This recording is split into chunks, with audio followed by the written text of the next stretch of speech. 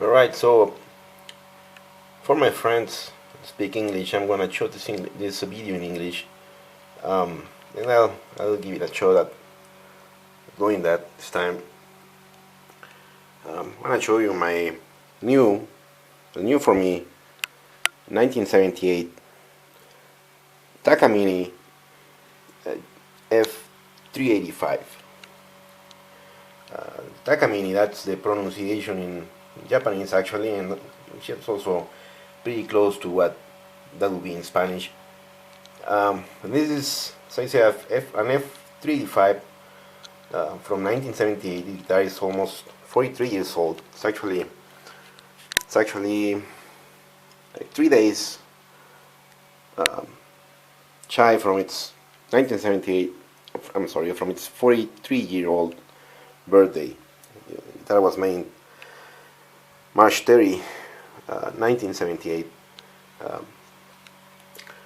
and this is what they call a lawsuit guitar. This guitar was made back in the time when Takamine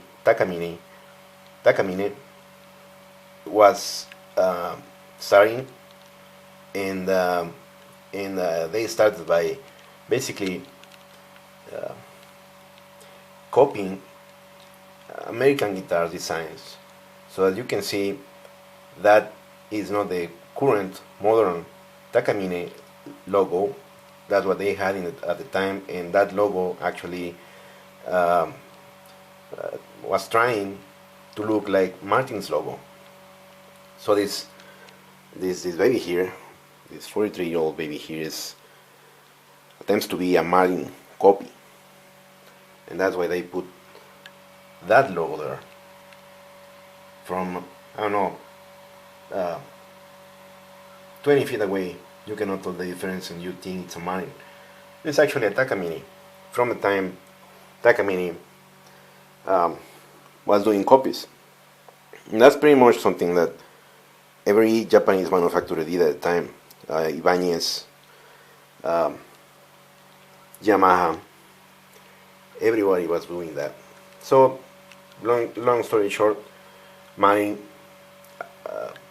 threatened Takamine with a lawsuit. So Takamine stopped doing that.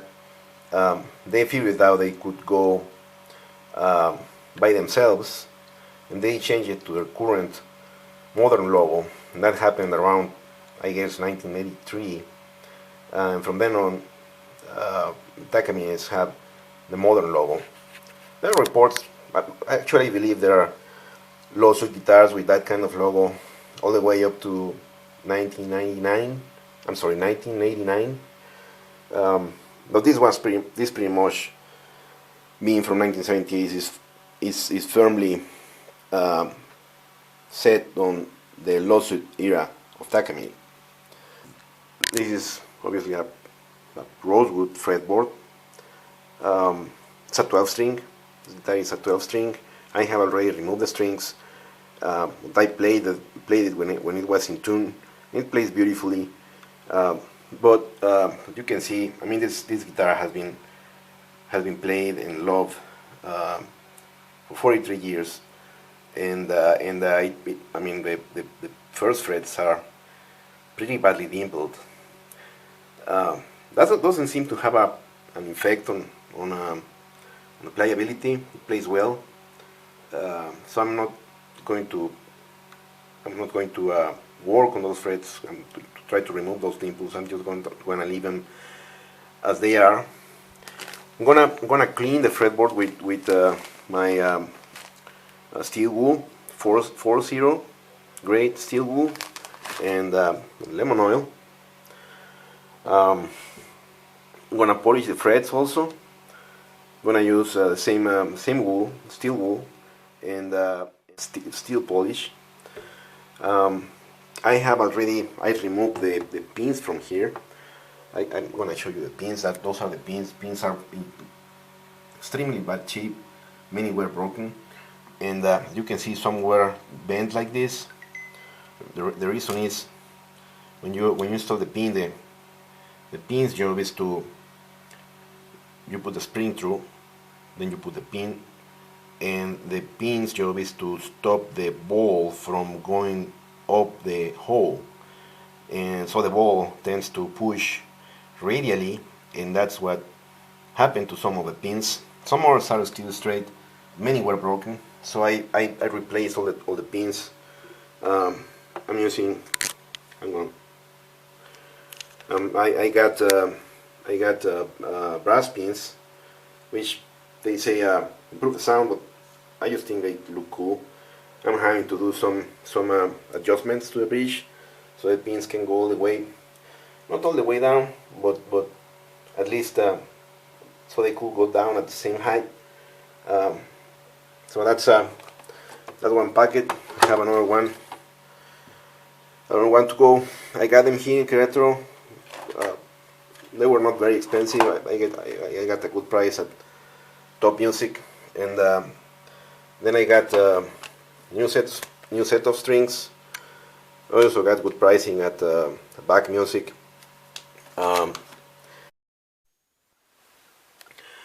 Sorry, I ran out of batteries. It's actually another day, and you may see things shifting here in the bench. And thing is, I just kept going well. My camera got charged, and what I've done is I have done this part of the neck. I have screwed it with my 4-0 steel wool and lemon oil, and I don't know if you can see a difference, but there is a difference, right? I mean, this part has not been cleaned. This from here to the sound hole, it's clean now, and there is an obvious difference here. Cover is richer on this side, and this side fretboard is somewhat dry, not as dry as I would have expected. That probably means that the guitar has been serviced of its lifetime. Again, it's 43 years old, but I need to finish the fretboard. One more thing that I need to do is I need to polish the frets. I mean, the first pass is done with the same steel wool. You screw on the fret on the wool, and then also on the fret. But when that is done, I like to polish the fret with like Praso polish compound or something like that. What else? I was saying I got this strange thing is this being a very old instrument, I want to treat it carefully, gently. So I got the lightest strings that I could find. These are 9s. It's very common for a steel string acoustic to get 13s. These are 9s from Back Music here in Querétaro, and my plan is also to tune it one full step down, and so just to be careful with the bridge, and that's done. When the fretboard is done, I'll need the body. I'll need to polish the body. But Taylor says he uses turtle wax in his acoustics to ship them, so that's what I'm planning to use. So here it is after cleaning the fretboard. I polished the frets. I polished the tuning keys also, and I used regular guitar polish for the top and the sides, and oops, as promised I used turtle wax for the back. It's okay, not worth the trouble if you ask me. Next time I'll just stick to regular guitar polish. Now what I'm doing is I need to fit the pins. So the first one here is perfect. just sits perfect.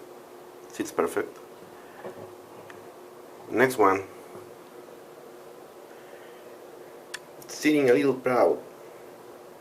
So this is what you do.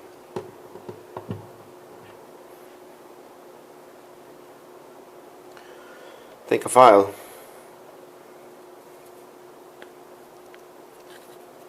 round file like this, and very carefully we're going to file towards the back, that way, because this way you have the indentations for the string, so we don't want to destroy that. We're going to file a little bit,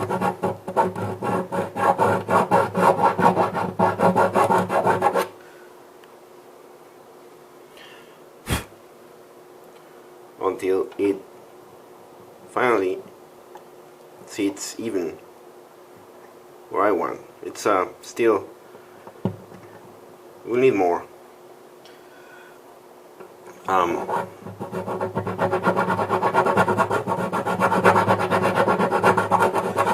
So I believe what happened here,